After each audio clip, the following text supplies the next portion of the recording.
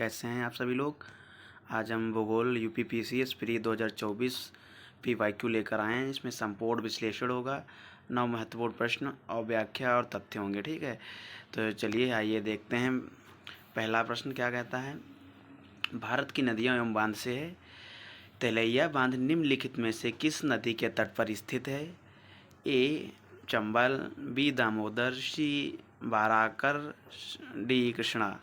तो इसका जो सही उत्तर हुआ होगा बाराकर।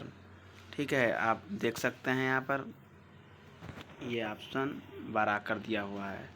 ठीक है, चलिए आगे देखते हैं और इसकी व्याख्या क्या कहती है वो भी देख ली जाए।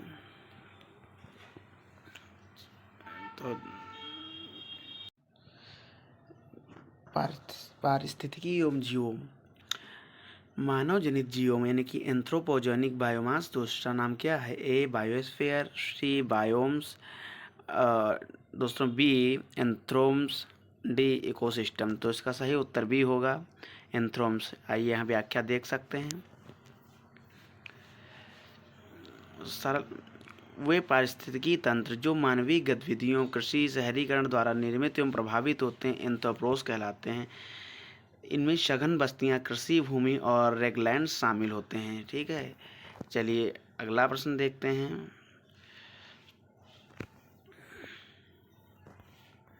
अगला प्रश्न क्या कहता है, विश्व भूगोल एवं नदियों से रिलेटेड है। मेकॉन्ग नदी के संदर्भ में निम्नलिखित कथन में से कौन सा सही है? ए यह उत्तर पूर्व की ओर बहती है, बी यह दक्षिण पूर्व की ओर बहती है, सी यह रूस और चीन की सीमा बनाती है, डी इसका उद्गम भारत में है। तो इसका सही उत्तर जो है वह बी होगा, यह दक्षिण पूर्व की ओर बहती है। अब देख सकते हैं दक्षिण पूर्व का मतलब यहाँ पर जैसे ये दिशाएं हैं, ये वाला दक्षिण पूर्व हो गया। यहाँ पर एरो बन गया है, अभी हम दिखा रहे हैं। ये वाला, ये बीच वाला, ये दक्षिण पूर्व है। ठीक है दोस्तों, चलिए देखते हैं व्याख्या क्या कहती है। मेकॉन्ग नदी तिब्बत के पठार से निकलकर दक्षिण पूर्व एशिया के देशों में गुजरते हुए दक्षिण चीन सागर में गिरती है ना, और इसे दक्षिण पूर्व एशिया की गंगा भी कहा जाता है। अगर आपसे पूछा जाता है कि दक्षिण पूर्व एशिया की गंगा किसे कहा जाता है, तो वह मेकॉन्ग नदी को भी कहा जाता है। यह क्वेश्चन भी है। ठीक है, चलिए अगला देखते हैं। भारत की मृदा सॉइल काली मिट्टी को उष्णकटिबंधीय चरनोजम के अलावा और किस नाम से जाना जाता है? ए लेटेराइट मृदा, बी जालोर मृदा, सी रेंगुर मृदा, डी लाल मृदा। तो इसका सही उत्तर जो है रेंगुर मृदा होगा। काली मिट्टी लावा चट्टानों के टूटने से बनती है और इसे जल धारण करने की उच्च क्षमता होती है। ठीक है, यह कपास की खेती के लिए सबसे उपयुक्त होती है। इसे इसलिए कपासी मृदा भी कहते हैं ना। ये जैसे दक्कन ट्राइब है ना, वहाँ भी पाई जाती है। ये मध्य प्रदेश है, महाराष्ट्र वाला क्षेत्र। ध्रुवीय अनुसंधान और अंटार्कटिका से, ये अंटार्कटिका भारत का तीसरा अनुसंधान केंद्र कौन सा है? ये दक्षिणी गंगोत्री, बी मैत्री, सी भारती, डी सागरिका। तो इसका सही उत्तर सी होगा भारती।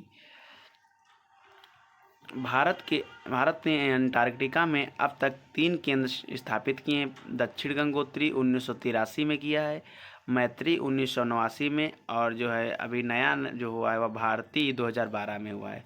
भारतीय अनुसंधान केंद्र लार्समैन हिल्स क्षेत्र में स्थित है। ठीक है, चलिए अगला देखते हैं।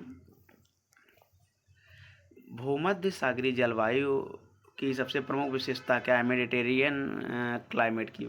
ये वर्ष भर वर्षा होती, बी ग्रीष्मकाल में वर्षा होती, सी शीतकाल में वर्षा होती, डी वर्षा का अभाव। तो इसका सही उत्तर सी होगा, शीतकाल में वर्षा। भूमध्य सागरीय क्षेत्रों में गर्म एवं शुष्क गर्मियों और ठंडी एवं आर्द्र सर्दियाँ होती हैं।